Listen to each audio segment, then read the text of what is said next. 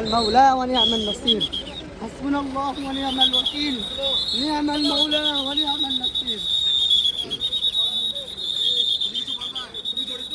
কিছু করি না, আমাদের ফাঁসানি হয়েছে, আমাদের সম্পূর্ণ ফাঁসানি হয়েছে। আমাদের একেবারে আমরা নির্দোষ এবং বাংলাদেশের সকল উলামা কেন্দ্রকে বলবো আমাদেরকে। তোমার বয়স কত? বয়স কত? এই বয়স কত?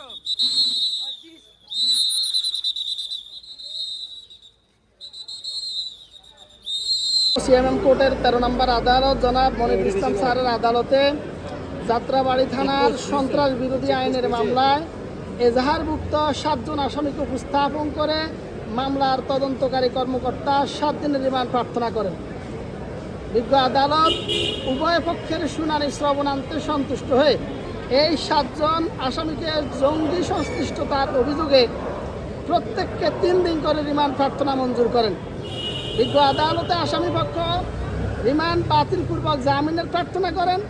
আমরা রাষ্ট্রপক্ষে এই 7 জন আসামিকে 7 দিন করে রিমান্ডের প্রার্থনায় আমাদের যুক্তি উপস্থাপন করে বলি যে বিজ্ঞ আদালত তাদের একটা ফেসবুক পেজ পাতা কমব্যাট সিস্টেম নামে এই ফেসবুক পেজের মাধ্যমে তারা তাদের সদস্য সংগ্রহ করে।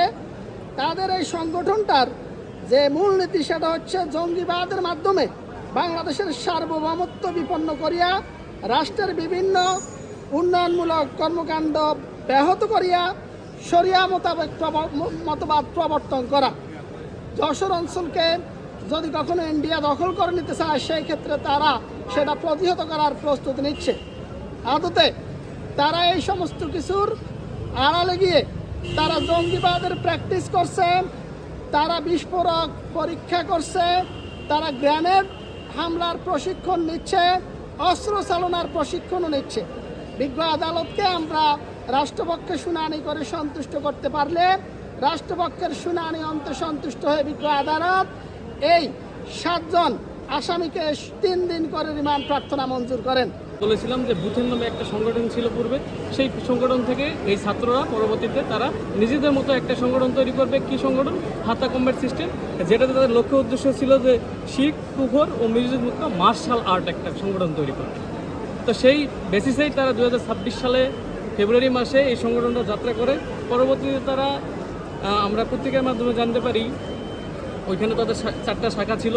এই 1 নম্বর যে আসামি শাহ আমাদের সাব্বির, ওনার ফেসবুক পেজে তারা আরও কিছু ফলোয়ার ছিল, তাদেরকে আমন্ত্রণ জানায় যে আপনারা ঢাকায় আসেন আর একটা শাখা খোলেন।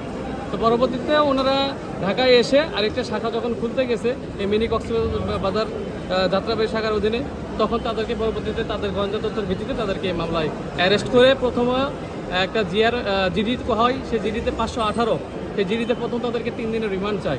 সেই রিমান্ডে কোনো অগ্রগতি আমরা তেমন পরিলক্ষিত পাই নাই।